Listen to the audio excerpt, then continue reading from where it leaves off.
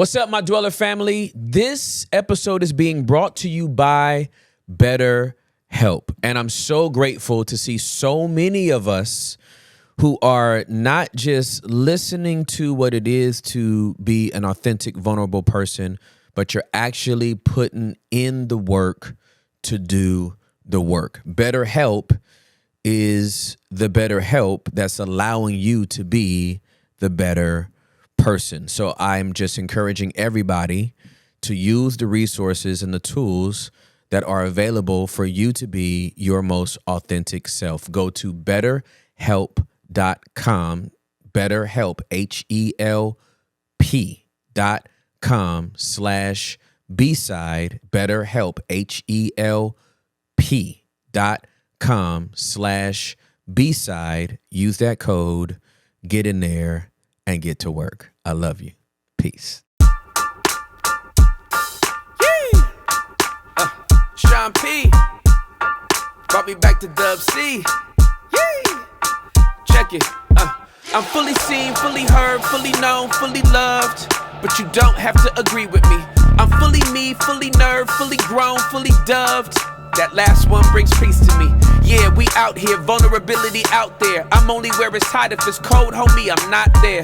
Homie, I'm not scared. I'm prepared to sit at a table with my enemies in the head chair. I'm over there like, yeah, probably an odd pair. Hood tendencies and vulnerabilities. Me and Pusha T got similarities, cause he be pushing keys and I be pushing V's. I grew up on the seaside, founded the B-side, shining light so bright in the dark.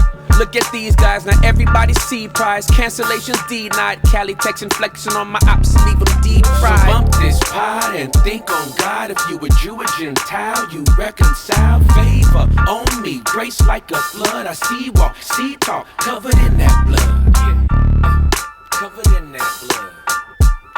You don't know what I was.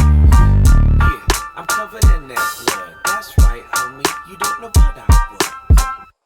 Welcome to the basement, ladies and gentlemen. I am your host, Tim Ross. I love you guys so much. I'm so grateful that you are hanging out with us today. Thank you for making vulnerability normal, right? Like, thank you for not making it such a crazy idea that we could be fully seen, fully heard, fully known, fully loved, even if we're not fully agreed with. Thank you for normalizing vulnerability.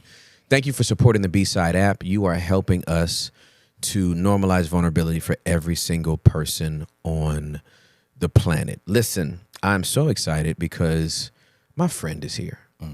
You know, you start the new year and you're like, who you gonna bring on, right? Well, we're gonna be deep in these Google forms in 2025. But then also, I just got my friends coming through. And this is a covenant brother of mine. We are wired a lot alike in that we're low maintenance. We don't need a lot from each other. But if you ever try to run up on either one of us, you're going to find out you got to deal with both of us. Like, that's just the way we are. And this young man is, if you do not know him, you should know him. One of the smartest, most brilliant minds, not just in our community, but I would just say like in the world. And that's not a hyperbole. I think you are a very gifted, thinking, smart man. And the way he has chosen to bless people with his genius is to help people make sense of their finances. Yeah. Help people make sense of their money. Help people make sense of their purpose and their destiny and how that all works together. And it's like, I will say before I say his name, I love you because you have made what has been complicated for many people not only palatable, but common sense. And that takes a gift. That's just not like, oh, he's good with money. A lot of people are good with money, but they can't tell you how you can be good with money. They just know how to be good with money, and they're just like, I don't know, I just do it. He can tell you how to do it. And if you do it, then you will reap the same benefits. The young man that I'm talking about is none other than Anthony O'Neal, who I affectionately refer to as AO. The Neatness Network is his network. He is a best-selling author. We might talk about his book. We might not. We just gonna vibe. Yeah. And so I'm introducing for some on this platform, but reintroducing for others, the one, the only. Anthony O'Neal is in the building, ladies and gentlemen. Let's go! Man, I love this. Yeah, buddy. I need to bring y'all with me with my staff. We need to do that again. As a matter of fact, go ahead and do that again. Let me record that. You need the intro again? I'll do it. No. But I better not. My team was like, really, guy? My nigga, for real? That's hilarious, No, bro. I love it, man. I'm so glad Appreciate you're here, man. you, bro. So For glad real, you're real here, talk. man. Yeah, for sure. Thank you is for coming through. Dallas, Texas is 12 o'clock. I mean, it's 12 degrees. I don't know what's going on here. This is why I have this jacket on. Listen, I have a jacket like that. Yeah. That I only probably am going to wear maybe a cumulative amount, maybe 22 days. And then it's going to be summer again. Yeah, man. But when we get that little Arctic blast, we get it. Y'all get it. Yeah, that hawk comes through. I wasn't expecting this. Like, I wore this because I left DC. I thought when I get to Dallas, I will not need this. You were shedded. No. It's still on. I came out the hotel. Went in my car. I said, oh, heck no. Went back up to my room, got the jacket. It has not been off of my body since then. It is cold. It's cold here. It's cold right now. This is not the Lord. Yeah, no. And y'all are the Lord Central. Yeah. You all the churches. God, I believe he resides in Texas. He does. But I he's think not it's here today. He's he probably just went to go peek and see if Louisiana. Hawaii? No, Louisiana was okay. He went to California. He went to He in San Diego right now? He in Dago. You know what I'm saying? He in Dago. Yeah. I'm like, God, I mean, I came here to the motherland of all churches, and It's cold. it's cold. It's Helheim right now. It is cold, man. Yeah. It's giving Helheim. You know. But at the basement, I got some stuff I need to say. Okay. All just right, saying, bro. man. Okay. I'm just saying. No, I'm just playing. Let me stop playing. Don't let me get in no trouble. I want to come back. But I do want to say something. Say what you want to say. We ain't got, listen. Say what you want to say. What is on your mind? Let me get some water first. Get some water, bro. Take a sip of water and then just say what you want to say. Bruh, you're wild. Ayo. Hey, bro, you are adorable. I'm just saying, though, man. You know what, Tim?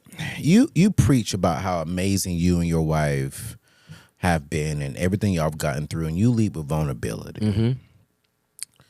Tim, I woke up this morning and I told God that I'm not going into 2026 single. I'm going to be intentional. Mm-hmm. But I also went into 2025 saying I'm going to be more vulnerable in my relationships. Mm-hmm. And if I'm being transparent, Tim, when I in my earlier days, I didn't lead with intention and vulnerability. Okay. I led with, let's just have a good time. Yeah, for sure. Let's just get to know each other. Yeah. What's your favorite color? Yeah. Surface. Surface Yeah, stuff. Right? surface stuff. And they'll be like, okay, this is good, but what are you doing with me? Yeah. Where are we going? Yeah. So I'm like, okay. Now, Tim, when I come over here to this side, I'm going to be vulnerable. I'm going to be intentional. Mm-hmm. Now it's you're rushing. Now it's you're controlling. Now it's just chill. Wow. Just relax. Wow. Tim, I laid my head on a young lady's shoulder. She said that was weak. She said, I'm supposed to be laying on your shoulder, not you laying on my shoulder. And it confused me, Tim. This is going to be like the basement counseling session. Fine with me. Because I'm like, at 40, I'm ready. I'm moving with intentions. I'm trying to live right. But then now when I open up the vulnerability side, it's you're soft. It's you're weak. It's you're leading, you're rushing things. But when I was leading with, oh, let's just chill, let's just have a good time, it was, you're not intentional. I'm confused as hell Yeah. onto what to do in this season of my life. Because when I lead with intentions, it's the wrong thing. When I'm leading with, oh, I'm just chilling, it's the wrong thing. I'm like, what's the right thing, Tim? So it sounds like when you were in your let's just have a good time phase, Facts. you was dating the what's your intention girl. Yes. Okay. Yeah. And now it sounds like now that you are in your I'm going to be intentional phase, you are dating the let's just have a good time girl. How do you hold up, Tim? How do you go between the two? Because both of them were in the church. Yes, they can both be in the church, but that don't mean they're the same person. Facts. But So- how do we know that though? By doing what you did. Hey, bro, let me tell you something. So I got a new Bible. Okay, let's break it out. This is my Tree of Life Bible. Okay. This Bible was spearheaded by Messianic Jewish believers. Okay. So the Bible is written from a Hebrew lens.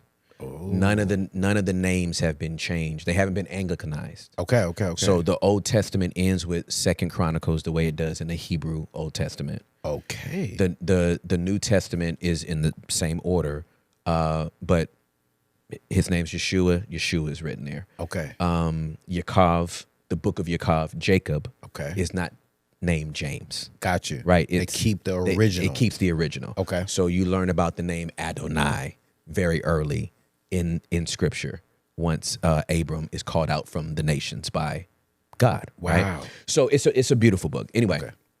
so it's a new Bible. I gotta bust it open. Like you Let's know what I'm do saying? it. Let's do it. So I'm already in the book of Genesis. I'm Okay. sorry, I'm already in the book of Exodus. Okay. And I got this book last week. Okay. This is fresh on my mind, so I want to bring it to your attention. Yeah. Abram tells his servant, Isaac can't marry a woman from Canaan. Okay. So go back to where I'm from Yeah. and find a wife for my son. Yeah. When he comes back, when the servant takes off, he asks God, will you please grant my master favor by helping me find him a wife? Okay. He says, whoever will give me water to drink and my camels, that's how I'll know that this is the one. It was a test that was put out. And once Rebecca brought water to the servant and then went back and got water for all his camels, he's like, this got to be the one. He put bracelets on her, a ring on her, and was like, I need you to come back with me. My master Yeah. needs you, right? Your vulnerability is a test right now to find Rebecca. And I'm going to use the act that you did. Not saying you got to do this with, not saying you got to have a shoulder test. You know what I mean? It's real. But the woman who you put your head on her shoulder and she comforts you will be the one. And you know what sucks, Tim? I had her and I lost her. I had her in that season of me just going with the flow. And literally I knew where you was going and like literally my eyes are getting red. And I said, I'm not going to cry on this man's show. But it's like, I had her. She wanted it. I couldn't give it because I've never seen a vulnerable man before. I've never seen a man lead with vulnerability, lead with that level of like, I'm going to trust you with my weakness. I've always seen the great men in my life, my fathers, lead with strength. Yep. But never lead with, I'm going to rest my head on your shoulder. Because I did that one day accidentally on her and she lifted up her hand and rubbed my head. And when she rubbed my head, I immediately jumped up. Because my manhood was like, no, she's supposed to be on yours. And I was like, I've never done this. Let me get up. But then when I matured, when I evolved, I was like, I'm tired of always being strong. I'm tired of always having to act like I got it together and I have every single answer. And I broke down in therapy and realized I'm not that strong. I am strong, but I ain't that strong to where I could do it all by myself. And this is why God brought me a helpmate. Yeah. And I lost her. Have you grieved that yet? Nah, I think that's why I get emotional, because it's like I just said, all right, bet, let me move on. You know, and I was just like, nah, man, I can't. I'm cool. I'm good. I've been through therapy, but I haven't sat down and said, actually, I just recently did it, but it's like after that time, nah, man, I just moved on. Yeah. Because I was like, okay. But then as I evolved, matured, went to therapy, healed from me making that decision, because it wasn't her. Yeah. Right? Like she was on it. Yeah. It was not her. It was me. And the man part of me was like, I'll just go date someone else who looked better. But I didn't get better. I didn't get better at all. And I believe that God will reward me and bless me with what he knows I need now. But it's like I have to be honest, and I'm being honest with myself, especially here with you, is that, man, I jacked that up. And then now that I know that I jacked that up and I'm moving in that way, Tim, I'm going to be real, man. It's not easy being vulnerable because not everyone receives vulnerability. Absolutely correct. This is rare space. Very like the terminology is being used more in our culture. Vulnerability. We the word transparency is been normalized in our culture. We say mental health a lot. We have the words, but we don't have the actions. We have the words, but we don't have the tools. It's a difference between saying it and doing it. Yes, sir. It's a difference between doing it and living it. Yeah. Visiting a thing and living there are two different things. Facts. I was vulnerable once. Yep. You know what I Yep. mean? I got vulnerable one time last year Yeah. with my parents. Yeah. And went right back behind the wall. You know what I mean? Like, to live here is completely different than visiting. Yeah. So if you're not opposed, I'm not trying to take you through a full exercise right now, but I if you don't metabolize and integrate that loss, you won't. It will make it harder for you to recognize what you're really looking for. Because you don't have to say this young lady's name. Whoever she is deserves your tears and your lament and your acknowledgement that I messed that up. Like I had it. It's like having the lotto ticket to that 1.2. Yeah. And you memorize the numbers. Yeah. But then you threw away the ticket. Yeah. Because you was like, oh, man, I probably didn't hit. Yeah. And then you went rummaging back through the trash can and it's gone. Like they already picked up the trash. Gone. You can't go to the landfill. Yeah. It's gone. And it's anything that I've ever loved, I've made time to grieve it. Man. Because if I don't, my body won't even regulate. Right. So like moving on and grieving are two different things. When Moses died, God said, y'all don't have to do nothing for 30 days except cry. He literally gave them 30 days to mourn.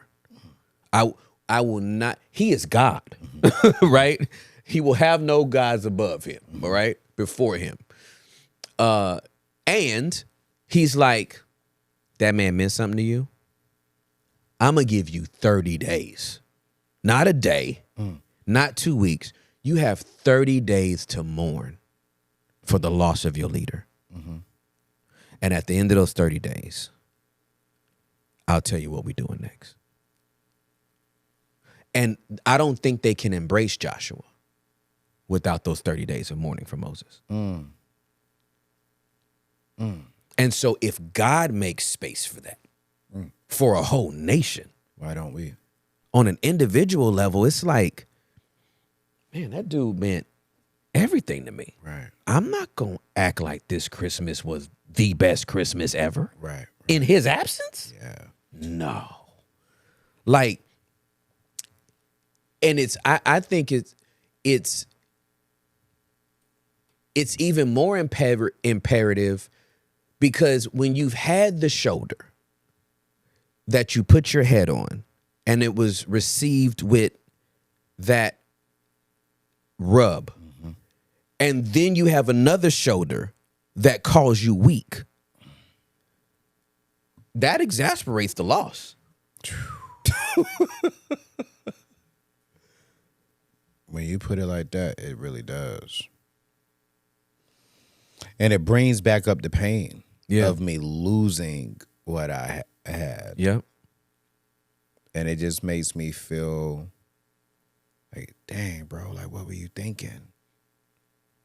But that's the thing, I wasn't thinking. Okay. So can Anthony have grace for Anthony? It's a good question. That is a real good question. I keep telling myself, like, bro, you jacked that one up. And then what I do is I keep looking for that in others. Yes. Yep. And then I don't get that in others. Correct. And then I'll be like, yeah, you ain't one. Because I'm looking for that Right. in others. Right. I'm looking for that I messed up, Yep. that I screwed up, that I pushed away. And not everyone's the same. Yeah, for sure. But I don't think you're gonna get over that cycle until you give yourself grace for not knowing what you messed up. Because we don't know what we don't know until we know. That's facts. And sometimes we luck up and figure it out while we still have the person or the job or the money or the house or the business. And sometimes we lose it before we're like, damn. Yeah, bro. I should not have done that. Yeah. Well, why'd you do it? I didn't know no better. Okay, then can you have grace for yourself then? Yeah. Yeah. Can you forgive you for what you did? And to be honest, I haven't forgiven myself, but I have admitted that I messed up. Dude, this is so good. Cause I'm so, ooh, bro, I love you. I'm so glad you made that distinction because just like with the grief, moving on is not grief, and admitting is not forgiving. Dang. I have admitted. You've admitted it, But we don't teach us to forgive, bro. yeah. We teach, well, you gotta hold yourself accountable. So I'm holding myself accountable, but I haven't sat back and said, you know what, Ayo, you did mess up, Yeah. and I forgive you. Yes. I've left out, I forgive you. I've messed up. Yeah. And people watching this, like, yeah, he jacked up, and he crazy for it. You know, that's the truth, though. Yeah. I gotta forgive myself. You got to forgive you, Ayo. And then when you forgive you, you can properly grieve. And now you're not looking for that shoulder. Ooh. You are hunting for that shoulder because you have not yet grieved the shoulder you lost.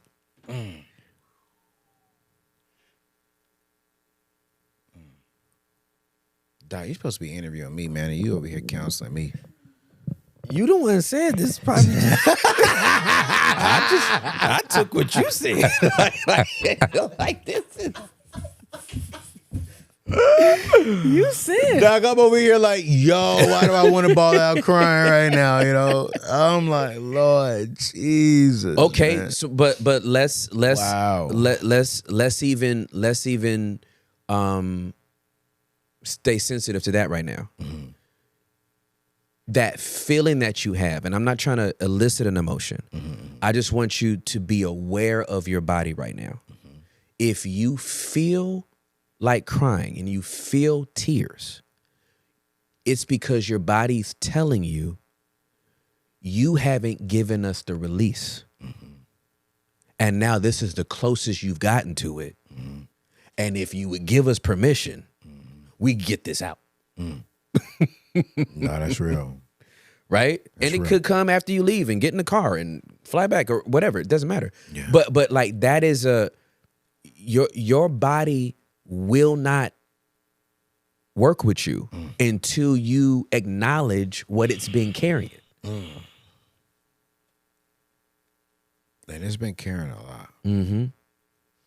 It really has. It's because I know I jacked up. I'm fighting to be better while admitting that I did wrong, while still pressing on. Mm-hmm. Still working, still building, still traveling, still ministering. But the little boy on the inside of me is like, man, I wish I wasn't by myself right now.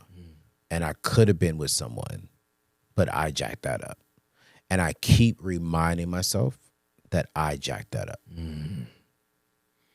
While working, while smiling, while helping people out with their money, while delivering, money content, while writing a book, while working on another book, while doing all this stuff, the inner boy in me is like, I'm tired of doing this and life by myself. I'm tired of coming home to a beautiful black dog. Like, I want a black woman. You know what I'm saying? Yes, sir. I'm just being honest. Yes, sir. I come in and she be looking at tail be flapping. That's not the tail that I want to see flapping. I'm just being honest. Yep. You know what I'm saying? I ain't gonna say that, but I want a wife. Right. know. For sure. I'm ready to come home to some kids, daddy. I'm ready to wipe pee off of my face because they peed on my face while I was changing diaper. I'm ready for that life. Yeah. And I keep reminding myself that could have been you and you jacked it up. And I'm tired of that verbiage. Yep. Yeah, for sure. Know? And I'm like, okay. So now I'm trying to move right, but honestly, I have not forgiven myself. Yep. For that. Yep. So that way I can move on truly. Okay. So, are you opposed to us doing this right now? What's that? Resolving this. Oh, we can resolve it, brother. If I can get this at the basement. So I can go home and get what the heck I need. No, we can resolve it right now. Shoot. All right. So, we can resolve this. Let's do it. Okay, we can resolve this. All right. All right. So I need you to sit up. I need to take off my jacket. You smell you about to get me. No. You don't have to Okay. take off your jacket. No, just get comfortable. All Both feet on the ground. I don't want you to cross your legs or nothing. Okay.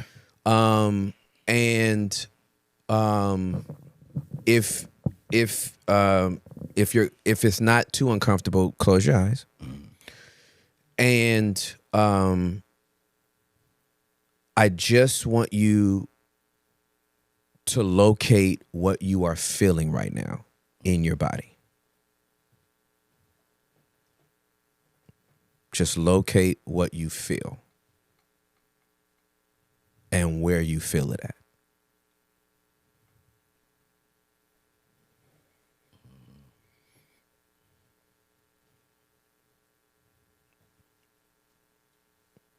Any place? My heart. In your heart. That's a good location. And what do you, if you put your hand on your heart, and if you could put words to what you're feeling in your heart right now, what would they be? Disappointment, failure,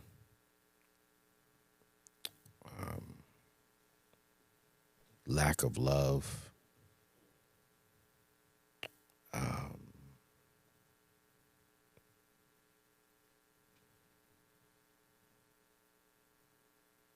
right, just disappointment, really. Okay. Disappointment in who? Me, Failure of what?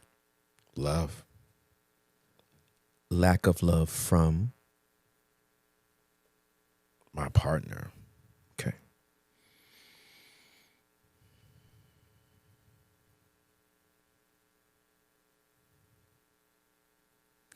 And I also feel like I let down my parents.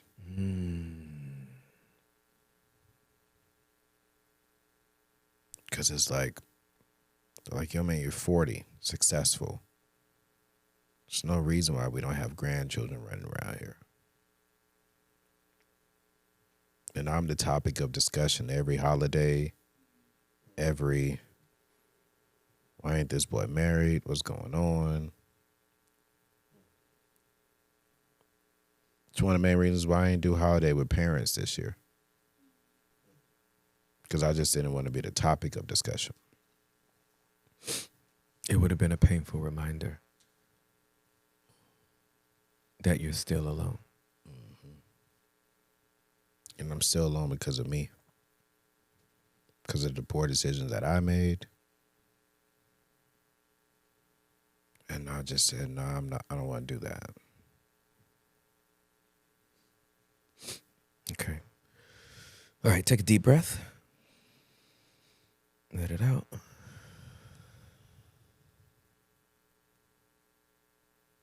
All right, you can relax your hand again. You've gotten so much out of your heart, and you put some words to it, so that's good. So, let's talk to AO right now.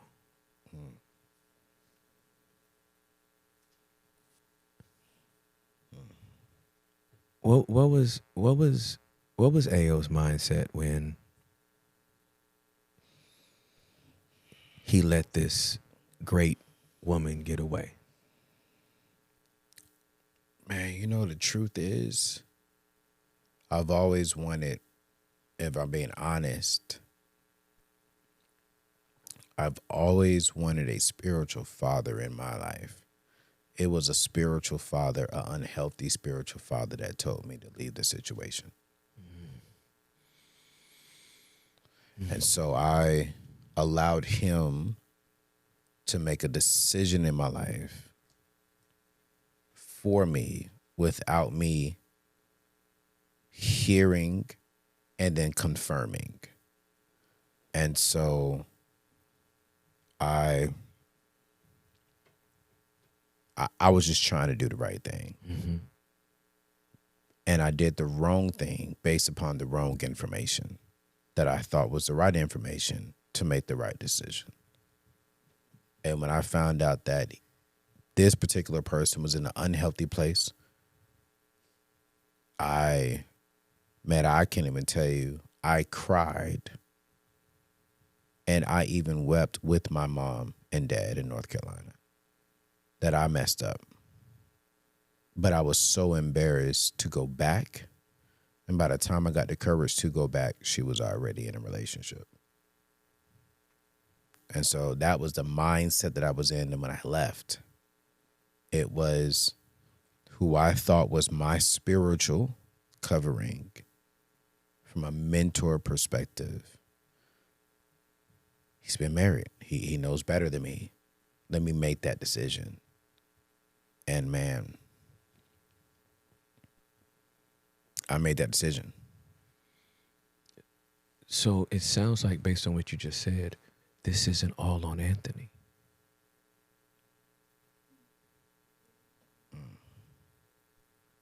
And I'm trying to figure out, why would you be taking full blame for something that doesn't totally involve you?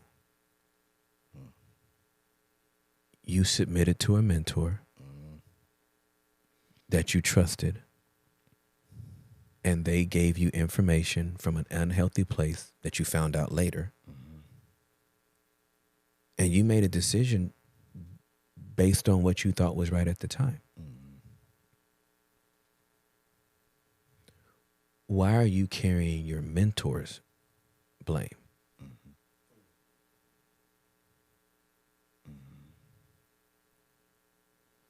I think a part of me is because I ultimately made the decision.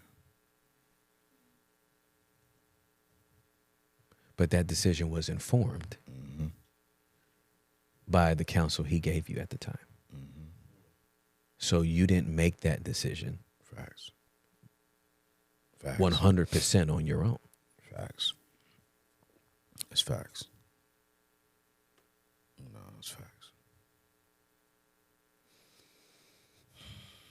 So I think part of this exercise is you giving back a portion of this blame that you've put on yourself back to its rightful owner. And it's not you, it's your mentor. I don't know what percentage you would put to that, but if 40% was his and 60% was yours, he needs his 40 back. Yeah.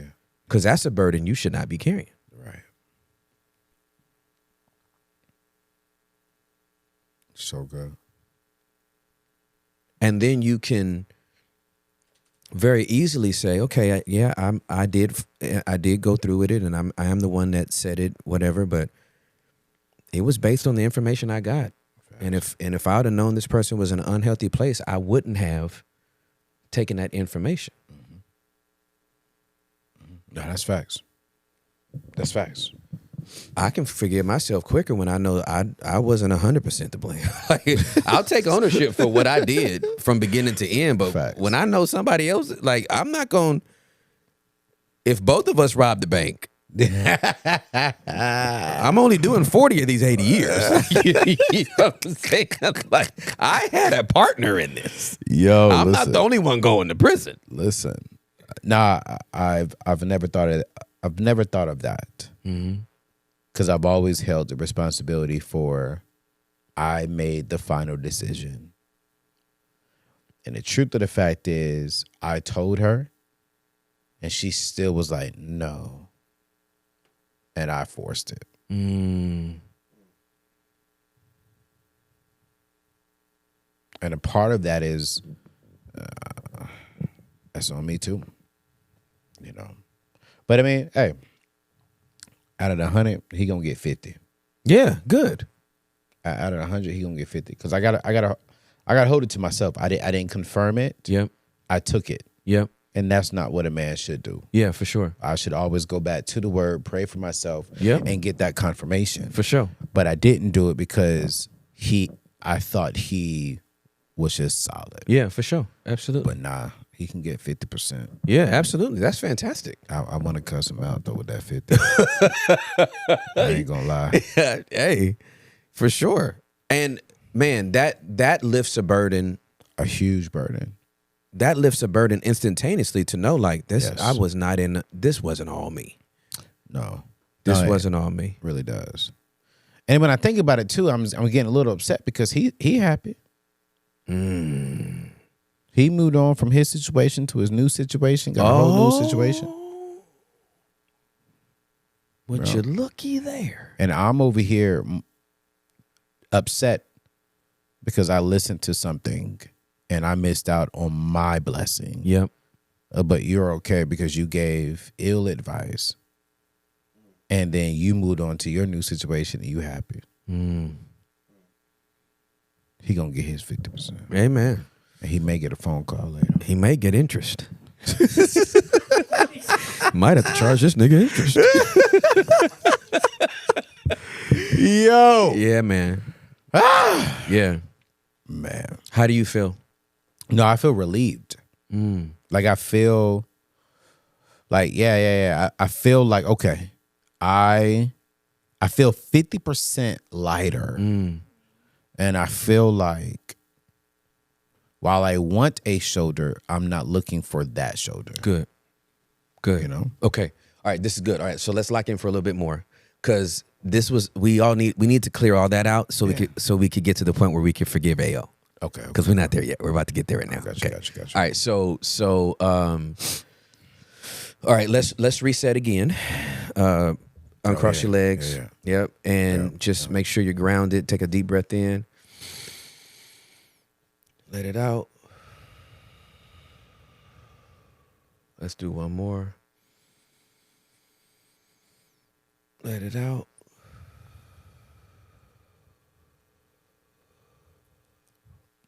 All right. So this time, I would like you to comfortably just put your hands on your head.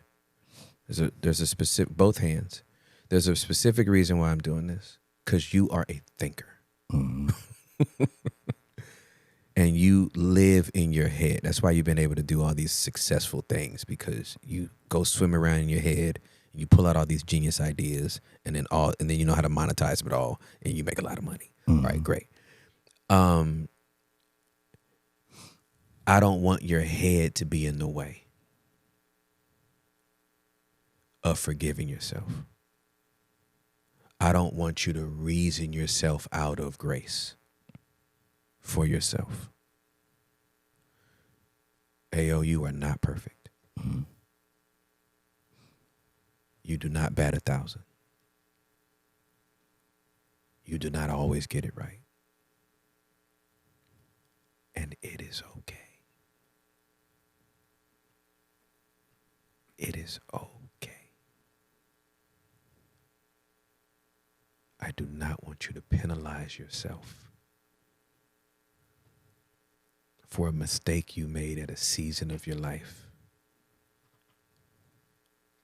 where you didn't know any better and where you got bad intel and formed a conclusion, submitted to authority that wound up to be wrong. And the good girl got away. And she's in another relationship. And you can't go back and get her.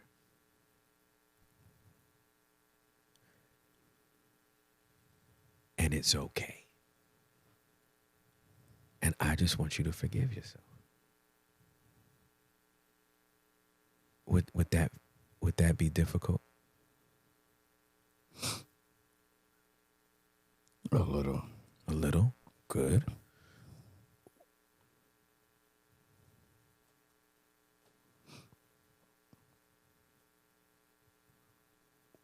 What about forgiving yourself seems difficult? I think a part of me just doesn't want to do it again. You don't want to make the same mistake again? No. Understood.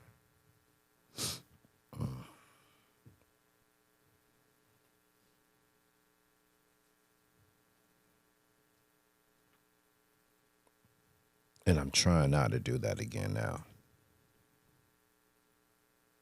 That's why I'm moving with intentions.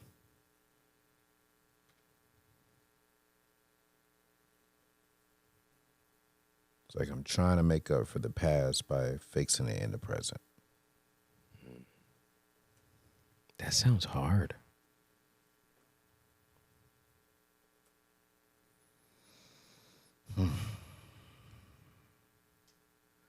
It based on what you said, it sounds like you would have to think a lot.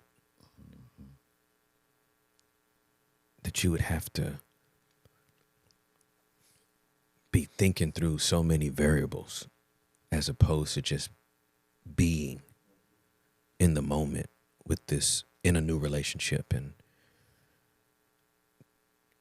it sounds like you would have to be trying, like, I want to make sure I don't do that again, and I want to make sure I don't say that again, I want to make sure I do it this way this time. No, that's facts. It seems hard. I got a list of don'ts. Don't say this. Don't do this. Don't bring this up within the first week. Say this, say that. Do this, do that. And it still ain't working. Yeah, it sounds hard. That would be hard to maintain. Yeah. Yeah. Yeah. So what would need to what would need to change about the way you think in order for you to forgive yourself? That part I don't know. Since being here, I've forgiven myself. I think it's just difficult because I don't want to repeat it. Understood. You know, I don't want to repeat it. I don't want to grow old and be alone, man. Yeah, for sure. I don't want to experience dying and going to heaven alone. So it's like I just have this, stay in this lane and don't make those mistakes. And in my head, I'll get a wife. But you're absolutely right. It is like I'm walking on glass. And I'm fearful that I'll say something or do something. And then she'll walk away or I'll walk away. So that's what I'm saying. The little part of forgiving, since being here, forgiving is there. Okay. It's just not as easy. Understood. You know. And but no. I got it. I've got it. I didn't know I was coming here to talk like this, though. I'm being honest. Happy New Year. I'm like, hey, man, we're going to have a good conversation. This man got me over here crying. Got me over here forgiving myself that I didn't know that I needed. Because all we hear is accountability. We don't hear accountability and forgiveness. Yeah, absolutely. And I'm like, okay, I'm holding myself accountable. I jacked up. I messed up. But I've never fully sit down and said, Anthony, you did. And while it's not okay, you got to forgive yourself so you can move on. Yeah, for sure. Absolutely. So, yeah. It ain't easy. No, for sure. But it's done. It's a big deal, bro. Yeah. It's a big deal. That even like goes into other things. You got me thinking now. I'm like, God, no. I need to forgive myself about this business decision that I made that failed. Right. I need to forgive myself about this thing that cost me a lot of money that I should not have spent money on. Yeah. And that failed. Yeah. It's like now I'm like, wait a minute. There's quite a few things I need to forgive myself on. Yeah. Because I didn't forgive myself on. Now I'm trying to make sure it never happens again. Yeah. And then it's stressing me out. Yeah. Bro, do you know that there are Hall of Fame baseball players in Cooperstown immortalized forever with a batting average of like 23%? The thousands of pitches that were thrown to them in their career, they hit 23% of those pitches thrown. And they're in Cooperstown forever. Wow. So they didn't even hit half. They didn't even hit, if I'm going to be real, 3/4. They didn't hit They didn't hit a literal quarter of the pitches thrown to them. They're in the Hall of Fame.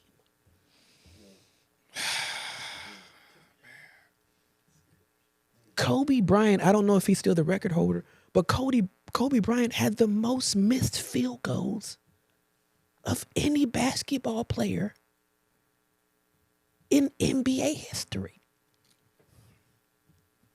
Nobody talks about those. Nobody. There's no mural enshrined to the misses. Facts. But you don't make if you don't miss. Right. That is so true. You don't make if you don't shoot, and you don't miss if you don't shoot. Wow, bro. We keep telling people to shoot they shot like they're some marksman. Wow. Yo, that's good, Tim. Like these niggas went to sniper training. Right. You know what I'm saying? We out here judging people for failures, and the only retort any failure should have is, nigga, at least I tried. Right. Where was you? Right. No, that's facts. You know what I'm saying? Facts. Oh, he got booed off American Idol. Nigga, where was you? Right. In the audience, on TV. At the house? Didn't even make it to American Idol. Couldn't even get past the semi. Right? Man.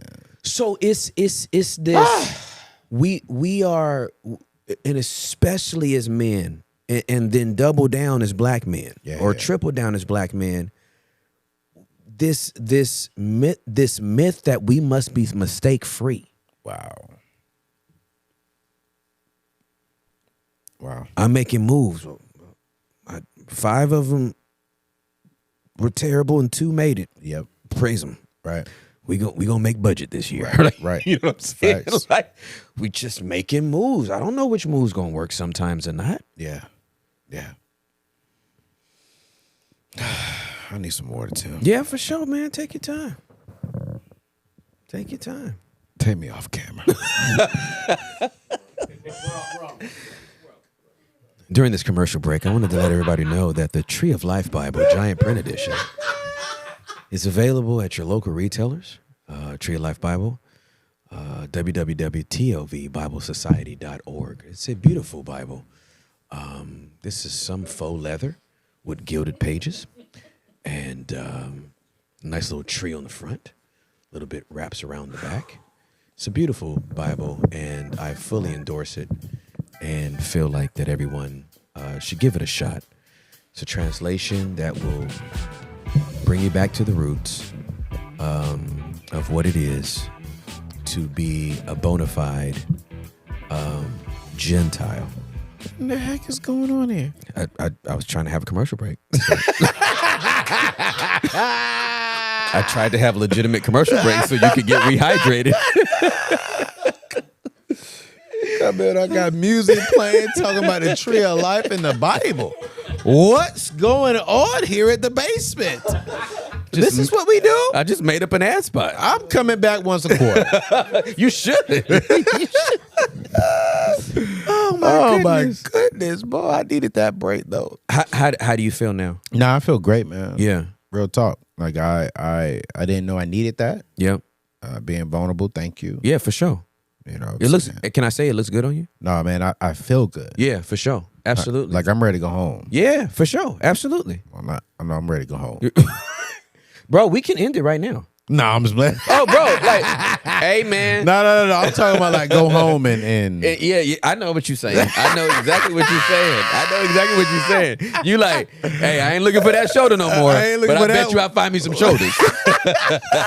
I'm gonna find some shoulders out here. Listen, I'm gonna find one. I don't need shoulders. Right. Don't give me no trouble in the basement. No, absolutely. I need one. No, I need two. You need two, bro. Unless you want to amputee. Like, you're somebody that's been in a car accident. I just caught that. Like, wait, you do need two shoulders. Hold on, wait a minute. If he just got one, you better. We got a problem. I mean, you can take him. Oh, let's go. Huh? Boy, I'm coming here often. If I got a problem, you know what? I don't need no therapist. I'm going to the basement. I'm gonna pay you money for it. I'm just gonna catch a flight. Shoot. That's hilarious. No, man. Therapy is important. No, it is. Let me not play. Therapy has helped me out tremendously. Me too. But I mean, that part right there, I think that's more God than it is therapy. Yeah, for sure. You know what I'm saying? Yeah. Like yeah. I needed that. For sure. I feel good. Good, man. Good. Yeah. Well, listen, that's a good pivot. Let's talk about your book. Man, let's talk about the book. Let's talk about the book. You You wrote had a me book. crying. Take your seat. Or take your place. No, take your seat. Take your seat at the table. Yeah. What made you write this book? Because we are writing books now. We all are. We are in that age Yeah. where we're writing books. Yeah, no, hands down. Yeah. You know, man, I was in an interview with a very, very, very, very well-known magazine, and they was interviewing all of us because we were helping someone else build their legacy in their future. Okay. And in the magazine, I'll never forget, the lady said, "Hey, we've talked about this particular person, right? Let's talk about you. What legacy are you building for yourself?" She said, "You've done all this great work on helping this organization build, helping churches build, helping these people build. But what has Anthony O'Neal built for himself?" Tim, I love to talk. I can come up with an answer. Yeah, for sure. I could not come up with an answer that day. You were stuck. I was stuck. Wow. Because for almost 30-something years of my life, it's been about helping and building someone else. Yep. And when I went home, man, I got so emotional because all I could write down was I got a 401k and a life insurance check. And that's it.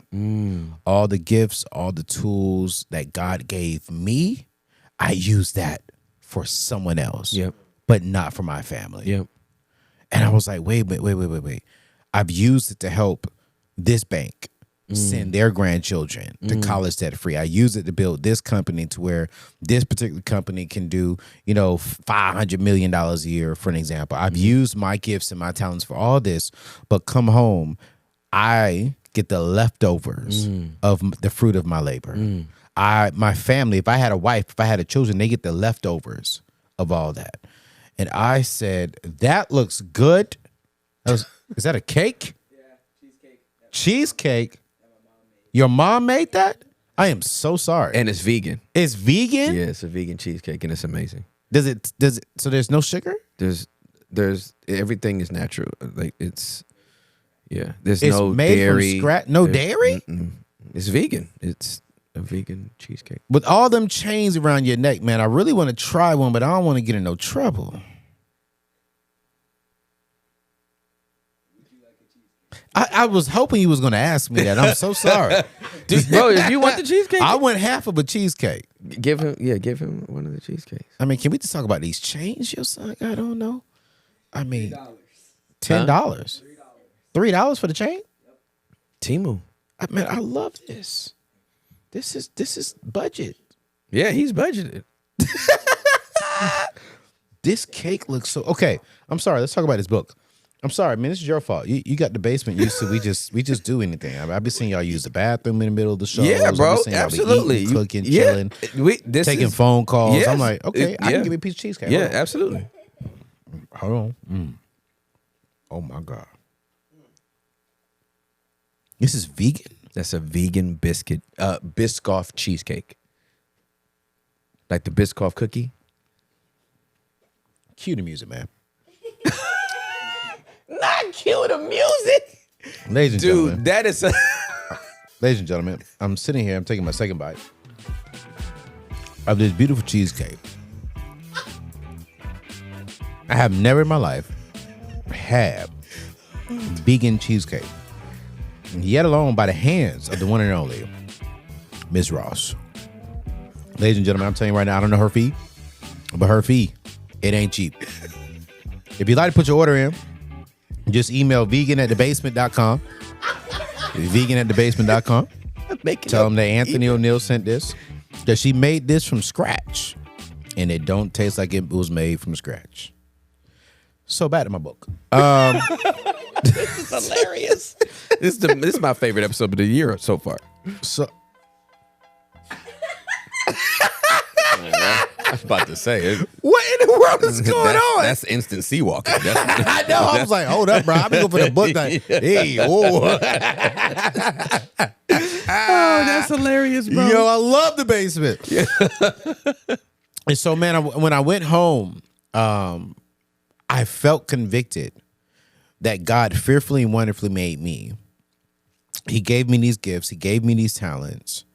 And I have allowed someone else to take the seat at the head of my life. And that the whole time I'm thinking I'm at the head, but the whole time I'm at the side of my table, and I'm allowing my bosses, I'm allowing banks, I'm allowing culture, I'm allowing society, I'm allowing spiritual fathers who are not healthy, I'm allowing girlfriends to tell me how to live my life. And I said, man, God, it's time for me to take a seat at the head of my own life. So the table is just an analogy of my life. And I was sitting at the side table. You got the head of the table, you got side seats, and you got the opposite head of your table. Yeah, for sure. I'm sitting on the side. And whenever I wanted to take a vacation, or if I ever wanted to spend time and just heal and just get away, I had to ask for permission to do that. If I wanted to grow spiritually, I had to ask for permission to do that and how to do that. When if God made me, I realized that if I'm going to reach my full potential, I got to change seats. Yes, good. So it's not that my pastor shouldn't be at my table. Right. It's not that my job should not be at my table. Right. They shouldn't be at the head of the They table. should not be at the head. And oftentimes, a lot of people think we're at the head when really we're at the side. Prime example, one of my homegirls, man, doing amazing right now. But, man, about 5 years ago, we met up at Starbucks. She always came to me to get some money advice, right? And at that time, it was supposed to be her and her husband, but her husband had to stay on the job. And so we met at the public place to make sure nothing was crazy. Because I was going to go to their house. I said, hey, your husband can't make it. Let's meet at Starbucks. Just to be on the safe side. Get there. And she's like, yo, my boss said, man, hey, in a year, you could do this. And then in 2 years, you'll do that. And then by 3 years, you'll be a director. But then now, if you want to be a VP of the company, you got to work 3 more years. And you can be making like $150,000 a month. But wait. You cannot have a baby anytime soon. Because if you have a baby, then this stops the process. And she was like, I mean, that's amazing, right? I said, wait, so your boss told you how to live the next 7 years of your life that benefits him, but never asked you, what do you want to do with your life? She leaned back. And she was like, yeah. I said, and pause. My brother said y'all want a baby. I know he wasn't talking about in the next 10 years. Well, he wanted that within the next 24 months. So you really gonna go home and tell your husband that your boss said you can't have a baby for at least 7 to 10 years? I said, sis, that's not God. It's your life. And your life, you should determine when you want kids. Fact. And your job should either be like, okay or no. Right. That's fine. Right. But your job doesn't tell you Yeah, buddy. what to do with your life. Yeah, buddy. Man, she went home. Her and her husband called me on speakerphone. And it was like, hey, yo, thank you for telling my wife that. Because, bro, that pissed me off. That her boss told her what to do within the next 7 years of her life. Wow. And my wife was excited about that before talking about you because she's like, yo, we need $150,000 a year. I'm going to get the promotion and the status of what I want. And man, they put together a plan, Tim. They say, for the next 2 years, we're going to build. We're not going to have a baby until 2 years from now because they just got married. It's like year 1, we want to focus on us. Year 2, we're going to put in the work to have a baby by the year 3. Did just that. But over those 2 years, she took back reign over her life and she put herself into a position to where when she had a baby, she can leave the company and she started her own business. Wow. And consulting. Wow. Doing the same thing and now making more money from home while also being a mother and her husband is still thriving. And I'm like, how many of us are not taking a seat at the head of our life? That's really good, bro. And I was like, I'm gonna talk about it because, bro, I had to step away, and I love where I was, and I don't like mentioning names because I don't want to be disrespectful, but I love where I was. I was working my dream job, but I also realized I was like, I'm not called to be this. Yeah, for sure. I'm called to be something else. Yeah. And I had to step out, and it was scary. It was fearful because no one gave me the navigation system on how to do that. Yep. And that's exactly what this book is. Hey, talk to me about how. When did you notice or discover this is what I wasn't supposed to do anymore? Because you were at your dream job. You were doing what you wanted to do. You were part of a great team. Oh, man. They were empowering you Yes, sir. to do everything that you were doing. Yes, sir. What changes. When I couldn't do it for the people who I really wanted to when I wanted to. When I realized that I know I'm supposed to be talking to this particular group of people, but when you're attached to somebody else's dream, you got to submit to that. Yeah, for sure. 1,000%. Which is 100% the right thing to do at that Correct. time. Absolutely correct. For sure. But then when I would go home, I would be crying. I would feel like I'm not fulfilling my purpose because I'm not doing what I know I was created to do. And I think that's how you know when you're not sitting at the head of your table is when you feel like, yo, there's something that I'm not doing. Yes. And when you have that, you got to step back and be like, what is that? Because here's the truth. Not everyone is called to be a Tim. Right, for sure. Not everyone's called to be a Michael Jordan. Right. Because if there was no Scottie Pippen, facts.com/Scottie Pippen. there will be no Michael Jordan. Period. But I do want to call this out. Derrick Rose, jersey, number 1, just got retired. Rightfully so. Rightfully so. Yep. Michael Jordan's was retired. Who was next to Michael Jordan? Scottie Pippen. He was the second man. Yeah. So I think a lot of people get it confused that if I'm going to be somebody, I have to be the first man. No. I got to be the boss. I got to be the entrepreneur. No. You have to operate in your purpose well. Right. That's right. And Scottie Pippen knew I'm not number 1. Right. Absolutely. I'm not Jordan, but That's I'm going right. to play my position. That's right. Like a Jordan, That's if that right. makes sense. Yeah, it makes perfect sense. I'm going to be the best second point man in the league. And because he focused on that, his number got retired. And so for me, what I tell everybody, man, is step back. Who are you? Who did God create you to be? Right. And when you come up with that, you got to fulfill that. That's right. And so if God says, yo, you're a great executive assistant, you need to be the Michael Jordan of executive assistants. Yeah, absolutely. And you need to be sitting at the head of your life and leading that. Yeah, for sure. Right? But then also, and I'm going to say this, some people, I'm going to upset some people, but it is what it is. I'm with it. Just because you have a job, everybody should be entrepreneurial. Yes. Because that job, I told this to my team members, my responsibility is not to pay your bills. My responsibility is not to fulfill your dreams.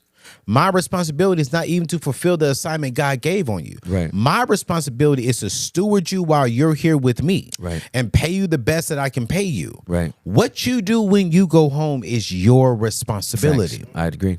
And so take your skills from here and go home and build something that you own that I can't touch. Right. Because if something happens to this company, AO Right. is taken care of. right. And before I fire anybody, Oh my I'm not God. firing me. Right.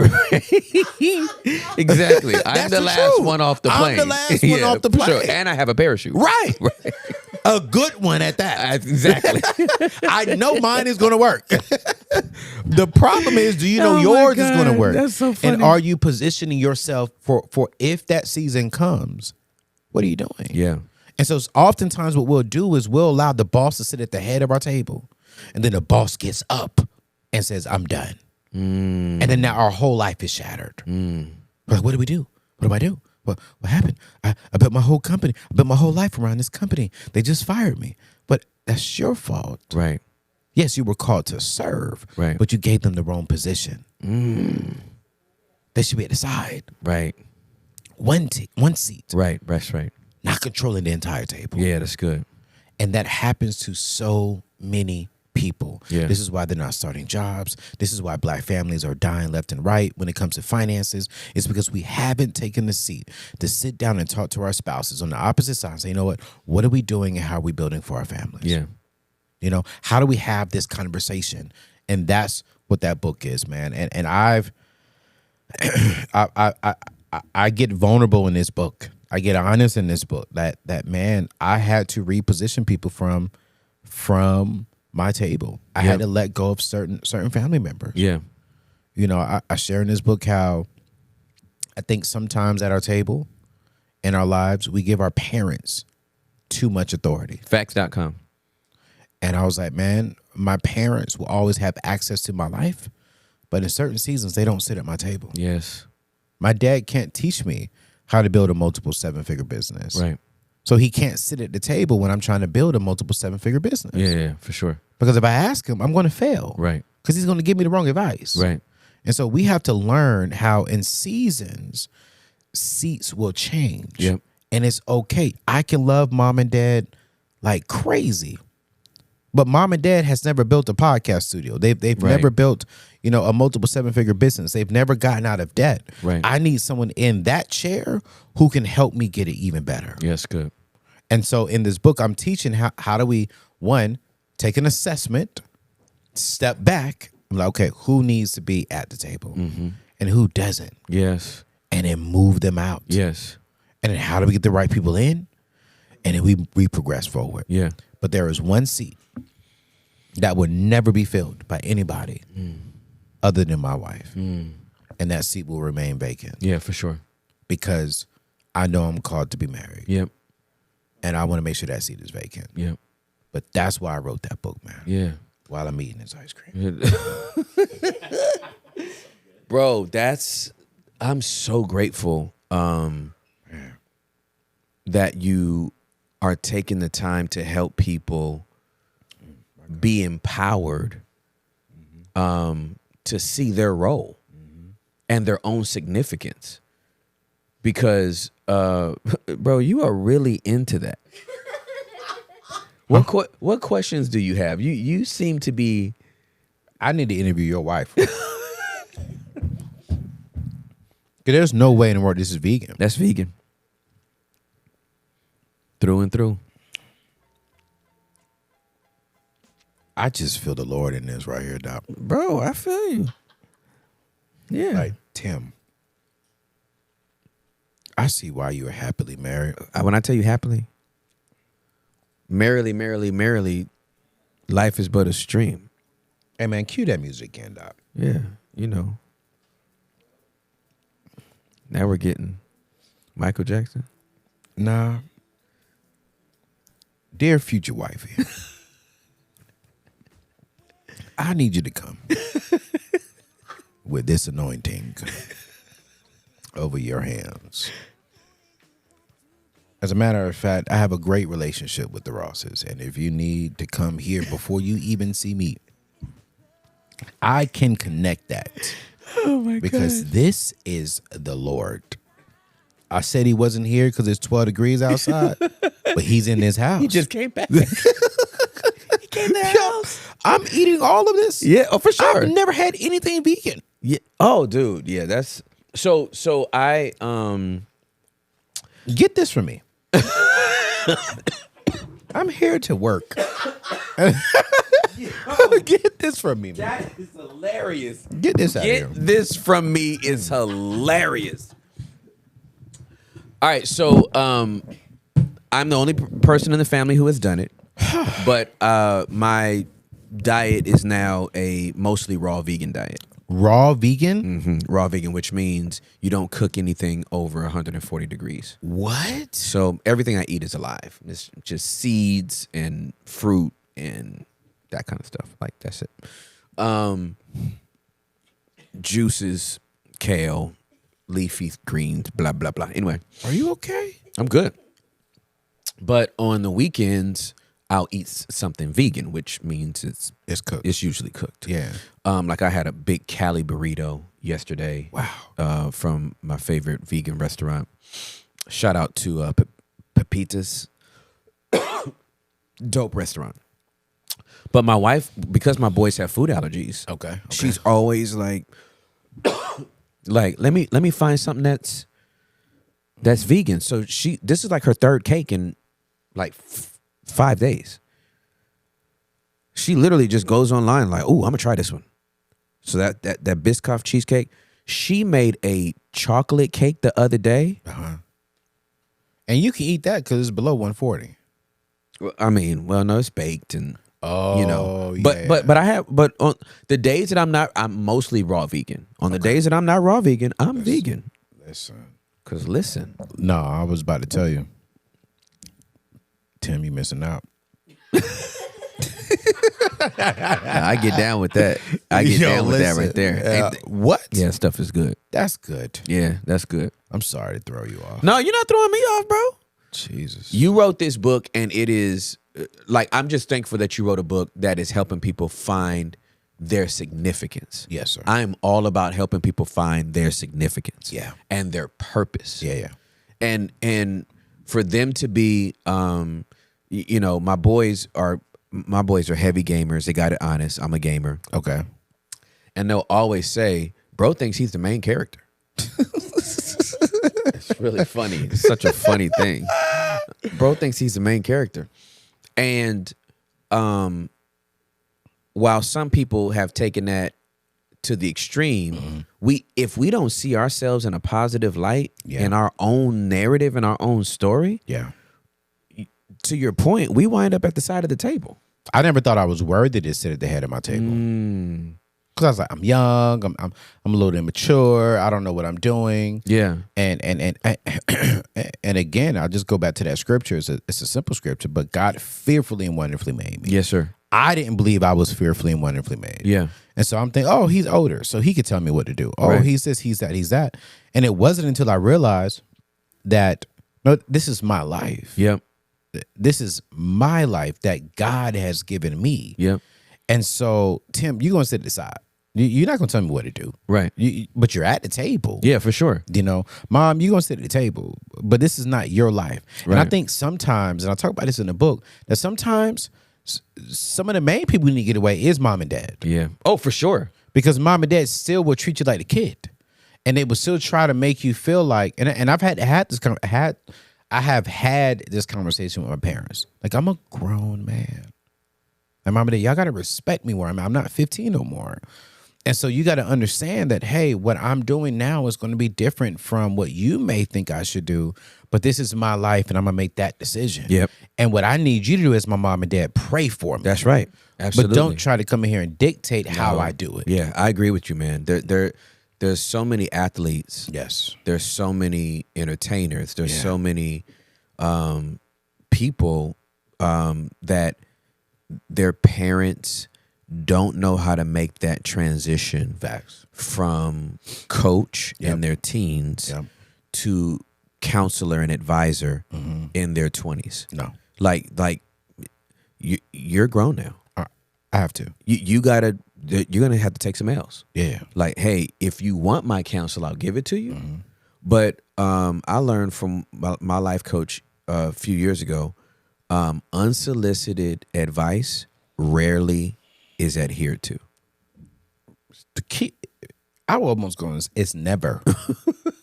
I didn't ask you. Why are you talking? I didn't ask you. I did not ask you. What? So you telling me, Yeah. even if you think you're helping, you just guaranteed I'm not going to hear you out. Because I can't hear it in the right space. No. Like I'm not hearing you. Yeah. I'm like, why are you even talking right now? Yeah. You know? Yeah. Especially from people who you've not given that authority to. Correct. Like my pastor, who's one of my closest friends, Pastor Stephen, he said, man, I would see you doing things, but I wouldn't say nothing because it was unsolicited advice. Absolutely correct. So what I said, okay, let's fix that. Yep. I give you authority in my life Yep. to be that person, Yep. to talk to me. Yep. So now when you come to me with advice, with suggestion, with wisdom, it's not unsolicited anymore. Correct. Because I've given you that space. I've given you in my that life. space in my life to do it. Absolutely. Right? I've given you and our circle, D block. Let's call it D block. I've given y'all that authority to be like, oh, yo, bet. Yeah. One person, I was about to say the name, one person in that group has already done that. Right. Absolutely. And I'm like, okay. Yep. I'm like, all right, cool. And I love how, but that's solicited. Correct. But if I have not given you the authority in my life to do that, why in the world are you even talking to me? Why are you talking to me? And I think for my parents sometimes, and I love them, and they love your show. So mom and dad, let me say this up front. I love y'all. But they've had to realize that my son has built something that we have not. Yep. And one time, one of my parents said, hey, son, I think you should do this. I said, Mom, I can't make a decision that impacts a 7-figure business off of a thought. It's the truth. It's so true. No. I need. Did you do this before? How did it go? Yeah. What was the response? Yeah. If I can't say what my mama said that she thought. Right. That ain't gonna do it. I just can't do that. Yeah. And so I've had to remove them from certain parts of my table. And even friends, man. You know, when I, again, being vulnerable and honest, and I talk about in the book that I think sometimes certain friends just don't make it to certain seasons. I agree. And, well, let me say it a different way. I think certain friends were there for a certain season. Absolutely. Like, I met you in winter, and we skied, Yes. and we had a snowball fight. Yes. And we drank hot apple cider. Right. And poured out a little for the homies in the snow, and made a snowman. Yep. And then spring came, and the snowman melted. Sure did. And I haven't seen him since. Facts. Do you hate him? Do you not like him? Did y'all fall out? No. No. He's a winter nigga. Right. That I rock with him in the winter. Facts. And I think what we've done is we've turned a temporary season into a permanent state. Yes. And I was guilty of that. Yeah, I get it. Because it's like, man, I'm blowing up. Let me bring. Loyalty. Yes. Yep. And you, then you a day one. Day one Could have been summer. Let me put you on the map. Let me put some money in your pocket. Yep. But then one of my friends costed me money. Mm. One of my friends costed me my character, my integrity. Ain't that where we learn it? That's the only time we learn it. Bro. You and me both. Bro. Yeah. One of my friends did it. Yep. And I'm facing heat for it today. Oh. Because I'm like, wait, well, I did this with you, 5 years ago. And I'm like, yo, I could do this with you and I could bring on my people. Stuff hit the fan because I'm being loyal to a friend. Yeah. If I said his name, you would, back in the old days, you probably would have cussed me out. Yeah. Like, what are you doing with this? What? Cost me a lot of money. Yeah, for sure. Because I'm thinking, that's my friend. Yep. He'll do the right thing. Yep. And didn't do the right thing. Yep. And it made me look bad. Yeah. And I'm like, you got to get these people away from Got the table. Got to. Because your table, your life is so important. Yeah. And I think this is something we don't really talk about a lot. When we hear the word stewardship, we only think about money. Mm-hmm. We only think about stewardship campaigns from the church. Mm-hmm. Yes. But stewardship is about stewarding everything God has given you. Facts. That's your time. That's your life. That's your thoughts. That's your heart. Every single thing. Mm-hmm. And he's pulling out the Bible. We about to go to the Bible. Mm-hmm. And I'm like, for me, I want to make sure that I'm stewarding everything in my life. And that also means my life, my time, my decisions. And I'm like, and if you're going to impact my life, I got to steward it well. You got to go. That's right.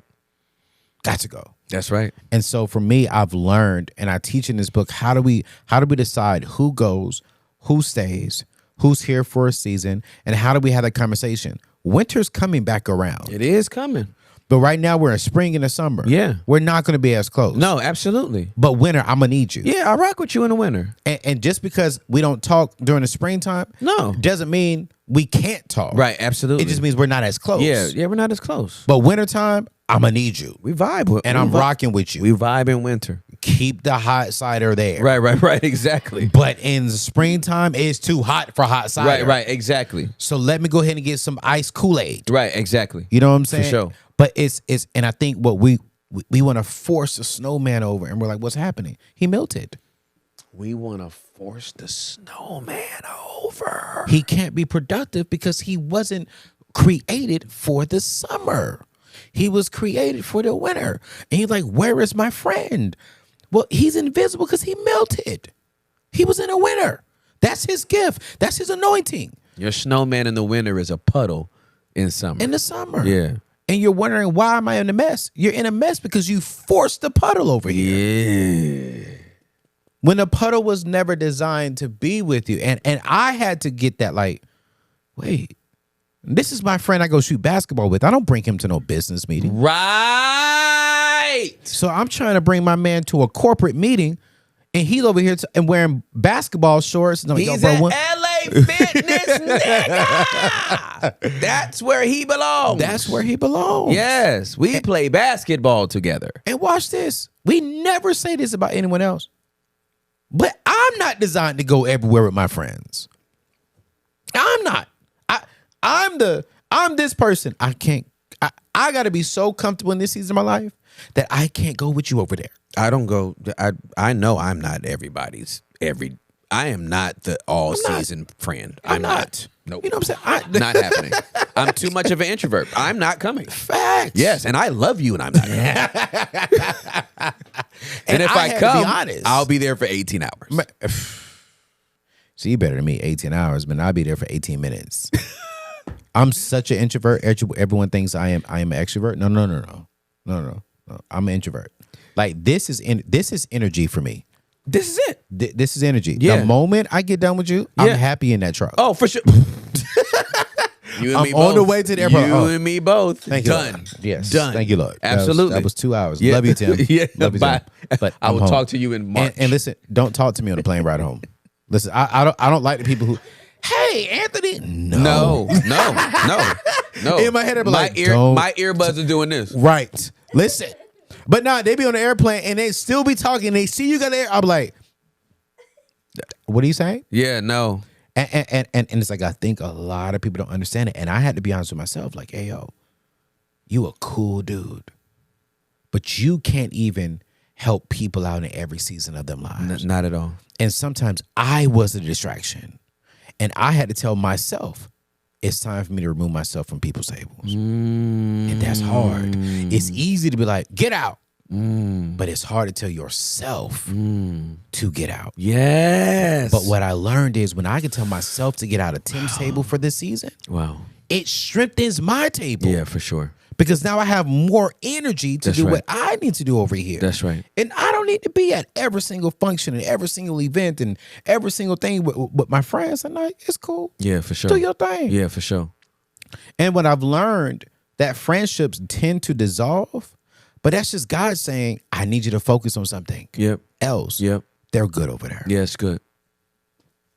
I'm feeling good right now. Bro. I think it was that vegan. It's the vegan cake. You want to polish it off? No, I'm good. Leave it over there. Leave it over there, bro. Don't put it down. Do not bring that back over here. I'll say that right now. Okay? Yeah, that's so funny. I can't do it. Bro, that man, that really blesses me, dog. Like I'm very I have a very philosophical approach to seasons and lifetime relationships. And because the reason in the season folks got negative press because of the lifetime folks. Some folks are with you for a reason, some folks are with you for a season, but then some people are with you for a lifetime.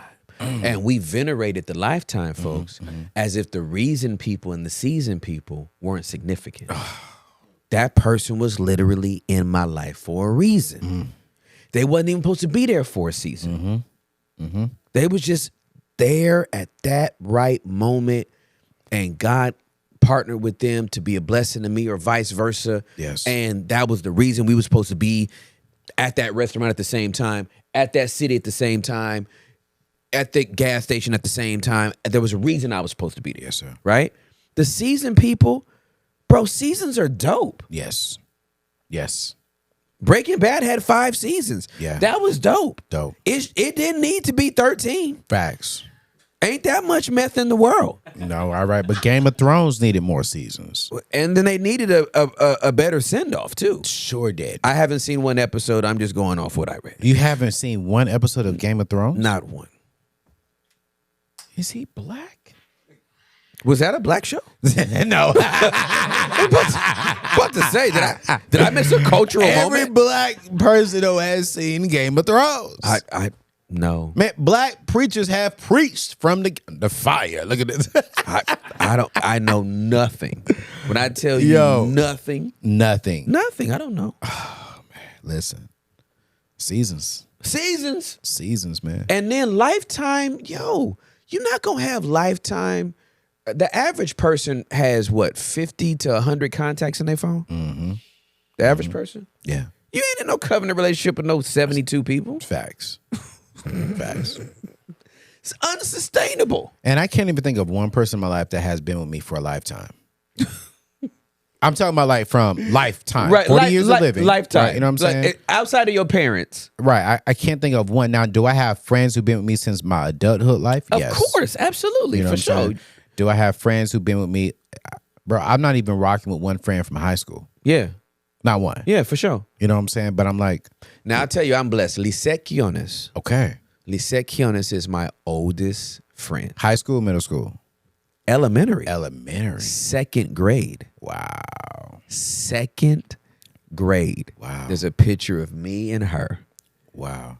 And that's my oldest friend. We got a text thread with That's a couple so of our dope. other friends. So dope. Like, I love that. Yeah. But there's not, it's Lisette, Yeah. it is Letty, and it is Cherry Badajos. But Cherry Badajos Cruz, she's married now. Yeah. Like, those are my oldest friends. Yeah. Yeah. Marcus Edwards, Eddie Love, that was junior high. Yeah. But they go back to elementary school. Wow. Lisette, second grade. I think Letty was fourth grade. And Cherry was seventh. Yeah. It's three people, man. Okay. Talking about some lifetime. That's what I'm saying. I got a lifetime friend. Anybody? I don't have lifetime friends. Yeah, exactly. I have long-term friends. Long-term friends. But I don't have time friends. Yes, bro. But yeah, so I think it's overrated. And I think we diminish seasons where it was like, man, that 5 years was a blessing when I was rolling thick with bro. Or, man, it was a bless when I had sis in my life during that season. I needed her. Facts. During that time. It was beautiful. But man, yeah, like No. Like my lifetime with Ramsey, amazing. Mm-hmm. Like I spent a season with them. I think it was like 5 or 6 years. Amazing. Wouldn't change it. Yeah, for sure. Wouldn't change it. Yeah. But if I would have stayed longer, it would have hurt both of us. That's facts. But that's maturity though, bro. That's facts. Yeah, for sure. Like me saying I wouldn't fulfill, and then I would have not done my job correctly there, and it would have hurt them. Well, listen, that's like me saying equivalent, right? I love my parents, Yeah. but if I'm still living there, we would not be all right. No, sir. If I was 49 and a half, still living with my mama and daddy, No. ew. I can't go home right now and stay longer than a week. I'm being honest. Like I'm going to hush. I'm not going to even say my situation.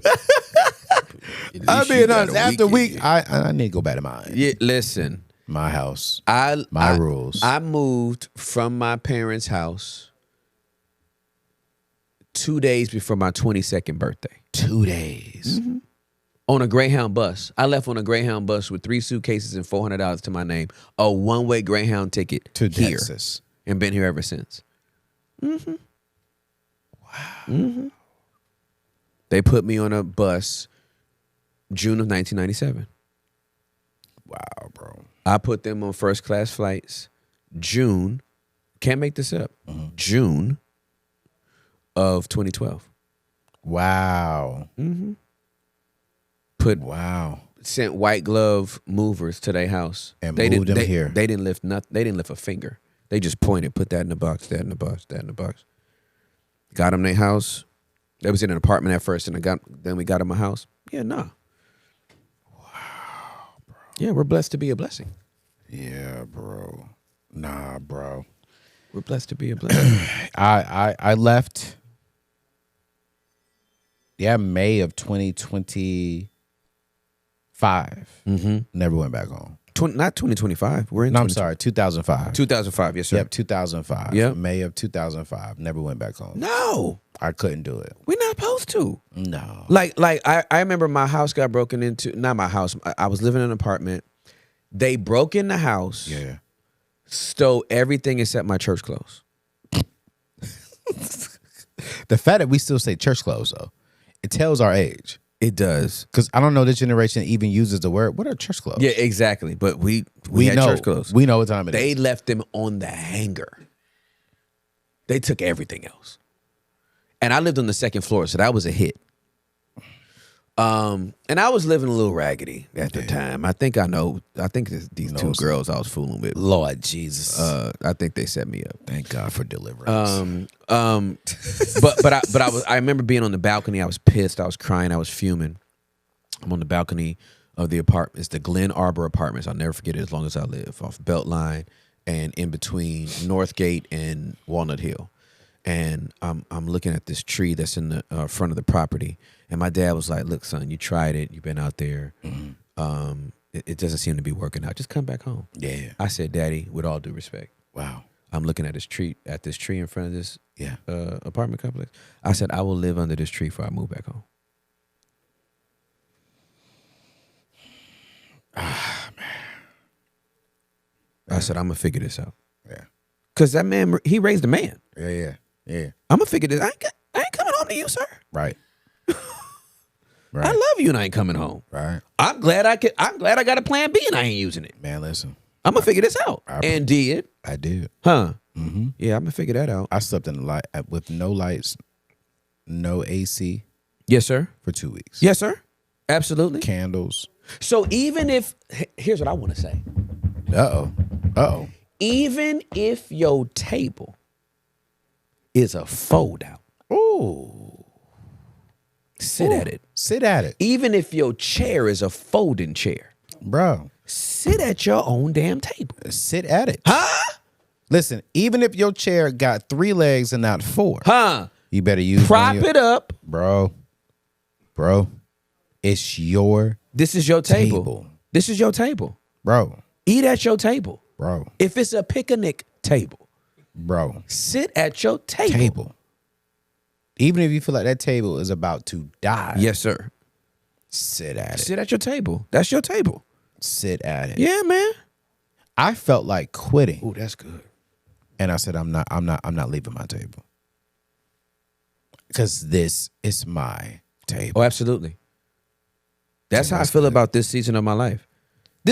When I tell you this season of my life is exponentially harder than anything I've ever done in ministry over 26 years. Seriously. So this is harder than ministry.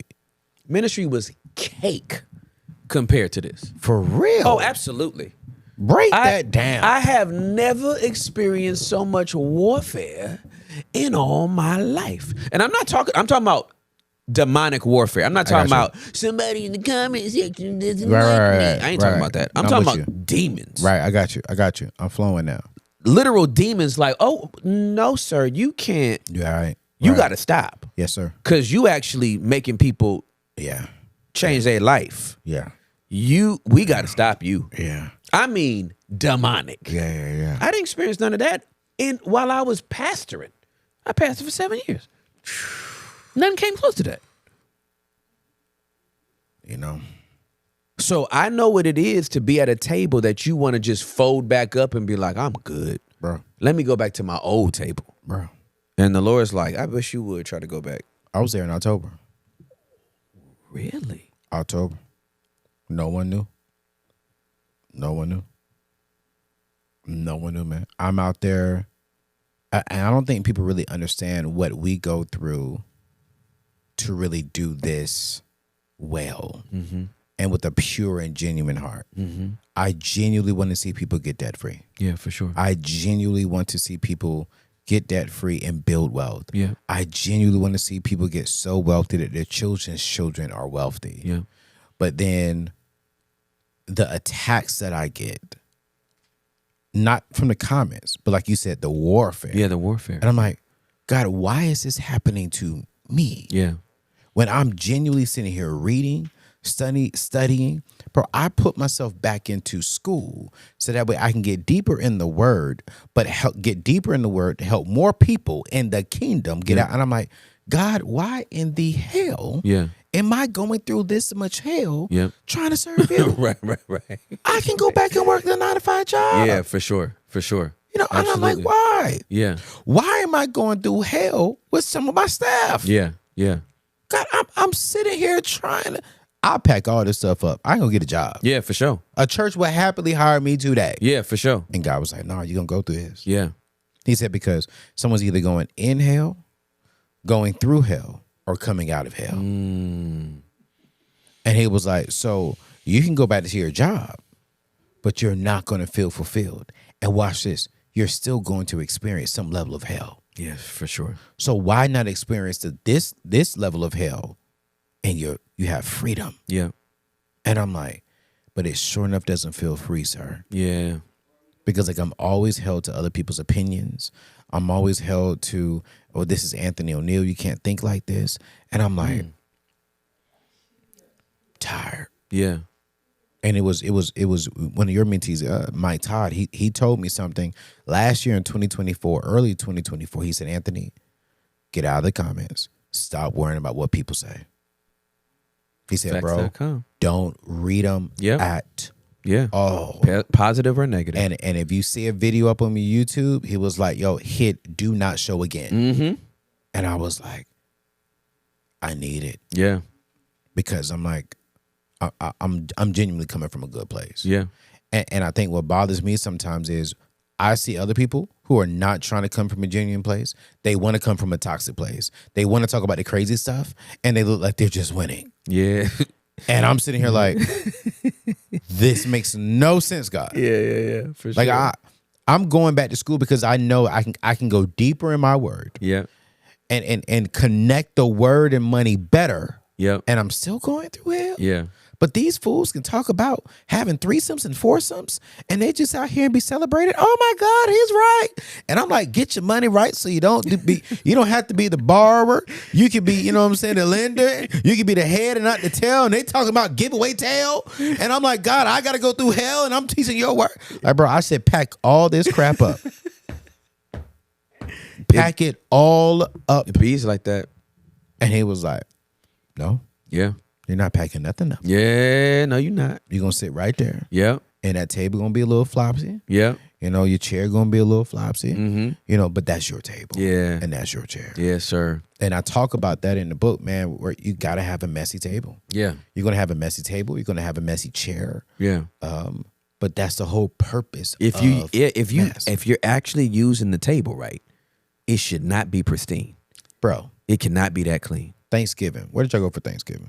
Thanksgiving was at my sister-in-law's house. Sister-in-law's house. Yep. When you got there, and the table was probably good at first. Mm-hmm. It looked really good. At first. Really good. At first. That food was looking really good. At first. But by the time you all effectively used the table. Used it. How did it look?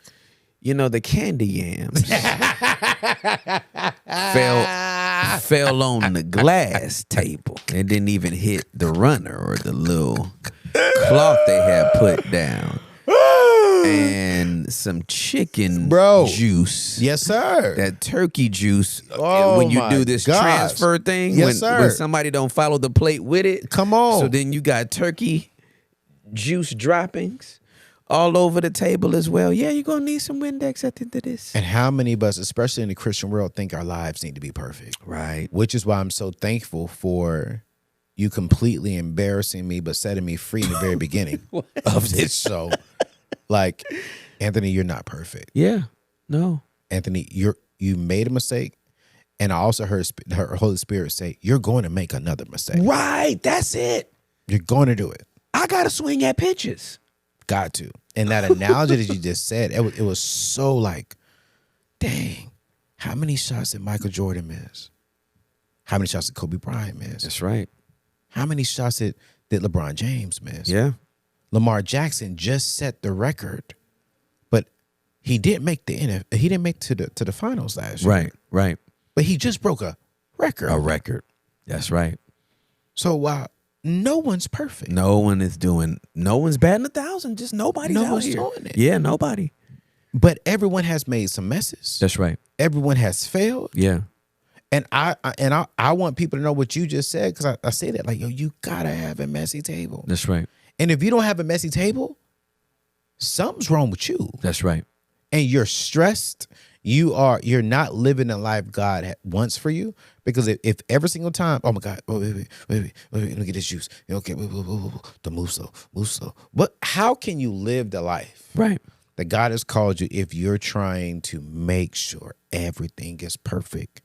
And I think for me, I'm not saying we got to operate in grace and you clean this up, man of God. But it's like God came down so we can have life and have life more abundantly. But then he also came down so that he could die for our sins, because he knew we would not be perfect. Correct. So why am I trying That part. to be 100% perfect? Right. I Yeah, should no. be striving to serve. Absolutely correct. But why am I stressing myself out Yeah. to be perfect? I am okay Yeah. with a little bit of mess. You got to be. And if my wife and if my friends and if my people don't accept the mess that comes with me, Yeah. they should not be at your table. Absolutely correct. Absolutely correct. Man. The only way to keep a clean table is not to put nothing on it. The only way to have a perfect church is to never enter it. Oh my gosh. It's the only way. Everybody out here trying to find a perfect church. Just don't go in, build a building and don't go in there. Let God's presence alone stay in that building, and it will be as holy as you want it to be. The moment you walk in there, the moment you walk your, I'm going to say it like is the no Birmingham, Alabama mama. The moment you walk your pones through that door, it just got dirty.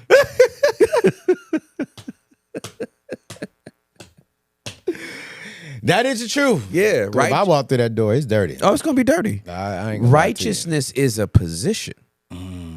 It is not a progression. Come on, damn.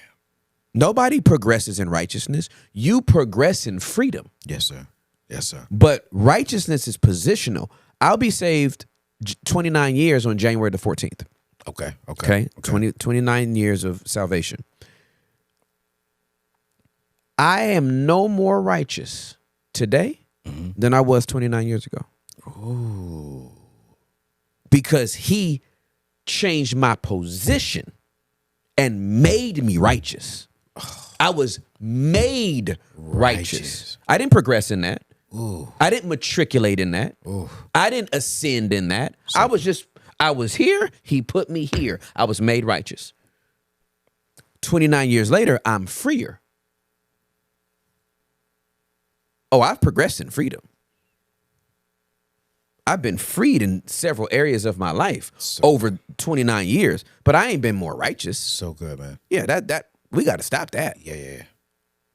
I can be freer, but I can't be more righteous. Tim, you teaching. He already said, on my best day, my righteousness is as a filthy tampon that has been used. Just a filthy tampon. On my best day. Wow. So I can't account for righteousness. Freedom? Yes. We can do freedom. We can work with that. We can work with freedom. Yeah. And I strive on that. Yeah. And as long as I'm in that flesh, I'm that's going to be the place I strive. But I don't work for righteousness. Tim, this is good. Abraham believed God and it was accounted unto him as righteous. Yeah. Belief brings righteousness. Yeah. Discipline brings freedom. Right. Yeah. That's good. Yeah. Belief brings freedom. Mm-hmm. That's true. Belief brings righteousness. Belief brings righteousness. Discipline brings freedom. Absolutely. You know what? I'm rocking with it. Mm-hmm. And freedom feels good. Listen. Like, man,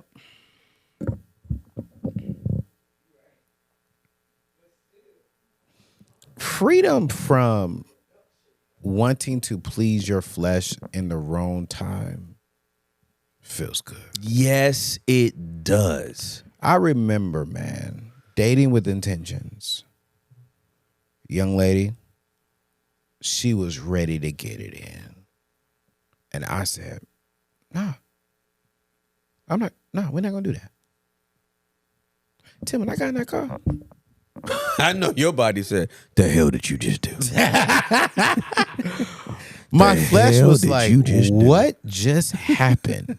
But my spirit was like I felt like a little kid. Like I just said no. And that was the first time I have ever turned down sex like that within my spiritual walk.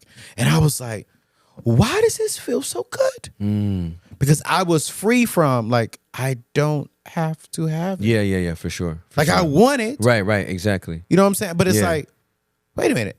But that's not what I'm supposed to do. Yeah, exactly. And when I got in the car, man, I was like a little kid. Yeah. I was like, I just beat you, Flesh. I just beat you down. Like I was so excited that I beat my flesh. Yeah. And it felt so good to be free. Yeah, for sure. And what was so interesting was it made her feel good too. Of course it did. Because the next day she was like, I can't believe you did that. Yeah. She was like, that just turned me on even more. Yeah. I said, well, that's good. Yeah. Because you're going to be single. Yep. I told her that. I said, because you tried me. And we both agreed that we weren't going to do that. And you knew that. I said, so I can no longer put myself back in that environment because I don't know if I can do that 2 times. I'm going to be honest with myself. I did it 1 time. But if I can't trust you and we've been doing this and we've been saying this and you were like, yo, we got to do this, we got to do this. And then you put me in that position, and I ain't going to put it out there, but she put me in a position that most men would have been like, my God. Yeah, exactly. Yeah, for sure. And I said, I as much as I like you, I can't put myself back in that position. Yeah. And it felt good to be that free. Yeah, absolutely. Like, and I felt so good that I honestly stood on those grounds. And I was like, I'm free, dog. Yeah, for sure. I can't believe that. Yeah. Like I'm in the mirror, like, yeah. I'm looking at the flesh. Yeah. Like I'm not even looking at my eyes. I'm looking at my nigga, what? Yeah, for sure. Yeah. Try me again. Yeah, for sure. You know what I'm saying? And when she called me, I said, no, you're gonna be single. You ain't gonna be with me. Because if I can't put myself back in that position again. All right, so it's funny you say this because this was early on when I got on when I started the podcast. And I was naive. I'm reading every comment and trying to help everybody, answer everybody that DM me. I was Don't do it no more. I was in pain. I don't do that no more. But this was early on. So I've been with Julia. This year would be 26 years. Man, that's known her amazing. for 27, been with her for 26 this year. Wow. Bro, prior to June, I was dating this girl. Fine. Okay. Had a young daughter. Didn't care. Fine. So I'm like, I'm about to see what's up. I worked at CarMax, and her aunt worked there, and her aunt was fine. So it was one of them things, The like, whole family. y'all must have y'all come out of a factory of fine. There's a fine factory somewhere in South Dallas. It's a fine factory for me. And it's a factory of y'all. Where are they at? Where are they at? I'm going. How is the grandma Let me delay and the my aunt flight. and the niece and the cousin? I'm gonna and skip over her. everybody. But I'm going to the fine factory. The fine factory. It was a fine factory, right? So she was like, I want to introduce you to my niece, and she showed me a picture of her, and she was beautiful, and I saw her in person. She looked better than the picture. So we chopping up, we talking, blah, blah, blah. We're going to church. One day we're at my house, at my apartment, and we're kissing. And hands didn't roam or nothing like that, but it was a really deep, good, passionate kiss, right? Yes, Lord. So I'm like, okay, all right, all right. Yes. So, pull back from the kiss. My God. She looks me deeply in my eyes and says, you were going to have to tell me where the line is. Because I don't know. I immediately think to myself, I have to break up with this girl. Immediately. That's my thought. Because if this young lady is telling me I can go there. you have to tell me where the line is. Right. The line is after I nut. Yes. Exactly. Left to my flesh. Right. After skeet.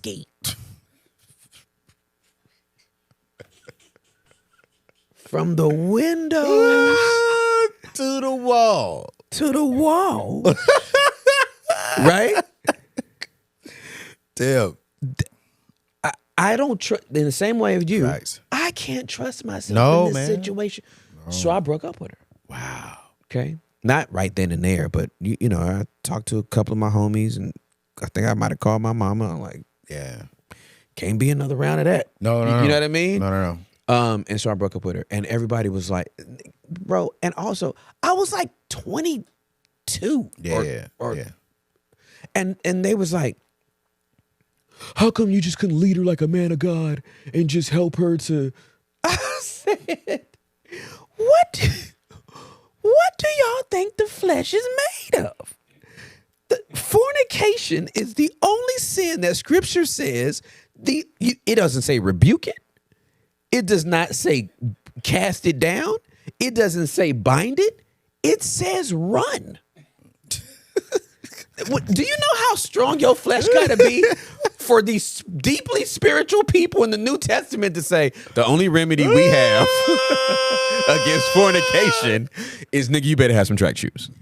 It don't say pray. It don't, bro. It don't say cast down. Bro. It don't say speak in tongues. It says run Dog. for your life. Tim. The word is flee. Flee. And it's not FLEA. Right. It's E. It's run, nigga, run. It is get the hell out of here. Yeah. No. Because there is no recourse. Facts. There is no reasoning Facts. with an erection. Yeah. I'm serious. There is no reasoning with a moist vag. No, I'm bro. And do you know how many It's not times? happening. How many times I've fallen as a Christian, Yeah. single Christian man, Yeah. because I didn't run, Yeah, bro. and I'm like Trying to be strong. trying to be strong, Trying to be, this ain't, I'm good. and my flesh is there. Flesh is over there. And what I hate is men always get we always get the hit for it. Listen, Like, wait a I minute, did a we noble has- thing. Yeah, like exactly. I did the noble thing by breaking up. You're not a real leader. You should have led her better. But what would You happen? should have though- washed her in the water of the word. Watch this though. Nigga, If she would have left you, she would have got the praise. exactly. She wouldn't have been like, well, how come you didn't pray over him? Right. How come you didn't touch his forehead and put the oil on his Girl, you life? did the right thing. He trying Right. to take your purity. When men have, and I've learned this, when men move with character and integrity and have discipline and has boundaries, it comes off as that's not a leader. Yep. In some Right. places. So good, bro. In some places. Yep. And it's like, man, I've been there. Mm-hmm. I've said I'm going to do it, and then I've fallen. And then I'm crucified for us having sex. Yep. You're okay. I'm crucified because I'm the man. Yep. Then when I be like, nah, I'm not going to do it, it's like, wait, dang, he just abruptly, yeah, you were naked. Right. And I was like, I won't. Because I know what happens. You're going to wake up next day, you're going to be convicted. Yeah. I'm going to be convicted. Right. Now we're going to be, like, oh my Yeah. God, we can't do this. Yeah. So when I leave, Yep. now he's like, oh my God, no, I love you. No. No. That wasn't love. No, that wasn't love. That was lust. Yeah, exactly. And I'm being honest about myself. Absolutely. I'm not talking about, no, I'm me. So wait, no, I can't. If I want to live right, I can't put myself back in that shoes. Absolutely. Because I've said, God, I'm going to do right, and then I've fallen. God, I'm going to do right, then I've fallen. That's God, I'm going right. to do right, then I'm fallen. Yep. And I'm like, in this season of my life, I'm just like, God, I need to. Yeah. And here's the truth. My prayer is that I don't fall. So I got to put myself in a position to not fall. Amen. That's it. Cause if it isn't love, why does it hurt so bad? Make me feel so sad inside. And if it isn't love, why does it feel this way? Come on. Why just, I forgot the rest. You know what I'm saying? If it isn't love, doo-doo, doo-doo, Yo. maybe I'll live it. Yeah, okay. I really love her. You love her? What? Boom. Okay. 1 Corinthians chapter number 6, Oh, this is how we gonna do it. verse number 18. Okay. Flee from sexual immorality. There's an exclamation mark after that. That's how much the writer wants you to have the emphasis on that. There's an exclamation mark after that. Every other sin a man commits is outside the body, but the one committing sexual immorality sins against his own body. Or don't you know that your body is a temple of the Ruach HaKodesh? See, it doesn't just say Holy Spirit, it's the Hebrew word. Hebrew word. Who is in you, whom you have from God, and that you are not your own, for you were bought with the price, therefore glorify God in your body. I'm getting the Bible. I'm getting the Hebrew Bible. Tree of Life Bible. Tree of Life. I'm getting it. I'm Just just send me the link. I will. I'll send you the link. I'm for real. I'm gonna send you the link. Thank you, man. I appreciate your vulnerability, your transparency, Yes, sir. your humility. Thank you, man. I had another person on here. I'm not gonna say who it was. And I sensed that we could have had a moment like we just had. And they bucked against it. I'm not. Notice I always. Hey, would you be opposed? I'm not over here like we about to do something, and you like, nigga, I ain't trying to. You know what I mean? I came here to talk about this book, nigga. Like, you know what I mean? Leave me alone. Right. But I had another person, and they were close to being able to have the same type of experience, and because I felt the Holy Spirit, like in the same way with you, I just felt like the Holy Spirit was kind of leading, like, oh, this could be a beautiful moment, Yes, sir. for AO. Yeah. And I felt this way about this other person, and they couldn't get there. And they are actually worse off now. Are you serious? Yeah, they are. Yeah, nah. They're worse off now than they were then.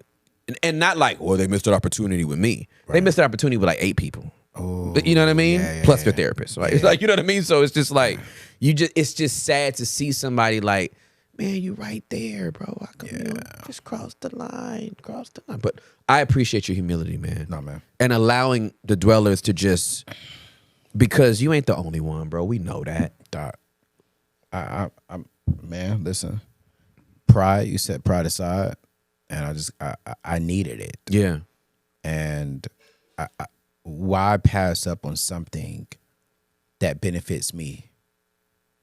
Even if others could say something, I'm gonna get what I need. Yeah, for sure.